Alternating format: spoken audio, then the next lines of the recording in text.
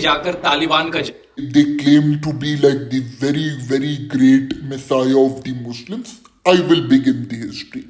So this chap didn't go back to the PDP's rule. Actually, the best era of Afghanistan, because I follow Afghan politics regularly.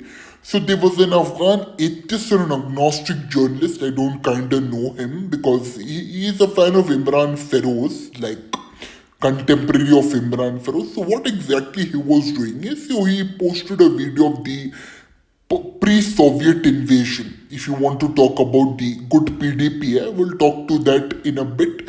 So he said that honestly that like Afghanistan was the good. I thought whether it's the Soviet era or not, I wanted to just verify it.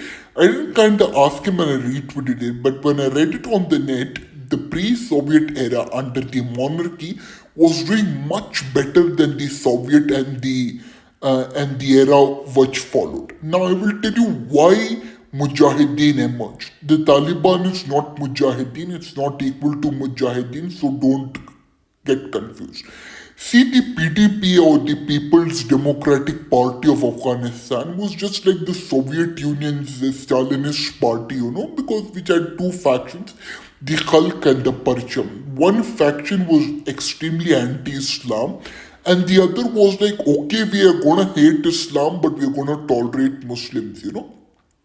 Another interesting fact which this chap completely forgot is that in Afghanistan, not only the hardline clerics were angry.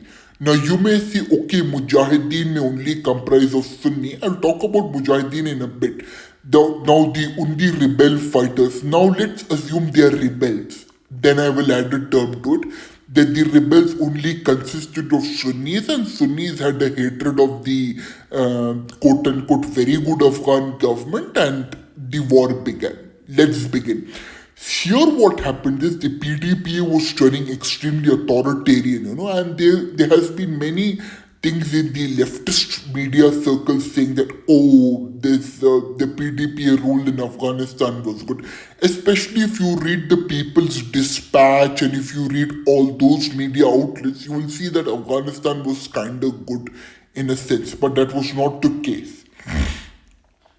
That is the first point. And the second point is that there was a lot of restriction on the conservative way of life, which is also to be accepted. Now, you can't just say, okay, bro, we are gonna be like, we are just gonna be like this, like extremists on the other side and ban and not allow things. The conservative way of life was badly affected. And when the Soviet invaded Afghanistan, many people had fled. That is the Sunni Muslims, the Shia Muslims. I'll go by the sects actually because I can say Muslims directly, but I'll not say that. The Sufis even escaped. Even it surprises you to the fact that even Sikhs and Hindus who are having a sizable population of 5 lakh people had also to flee Afghanistan. Why did this chap forget that? We don't know that. That's the thing.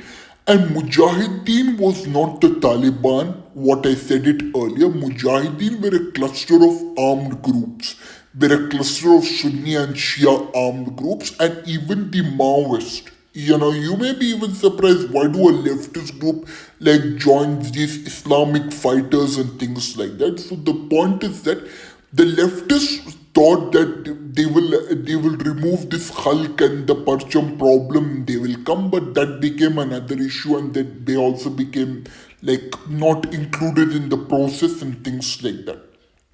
So there was a good post by a Pakistani. He had talked about the photo of America, like Mujahideen fighters beating America, tankies were making it into an extremist one. So actually, that was not the case. He debunked it very beautifully. So if I find a thread of the Pakistani, I will inshallah share it to you. No worries on it. So the Mujahideen are a faction of Sunni and Shia fighters which were backed by a lot of countries. And it's not the only thing that America backed the Mujahideen from day one. That's not even true because Americans wanted to give an impression, like just we are doing it in Ukraine, like we are providing you with arms and like one American friend of mine, I don't remember his name, like who is he? I don't know. Like I had attended a meet with him. He said that 2% of NATO's arms only reach Ukraine, not the 98% or the 100% or things like that.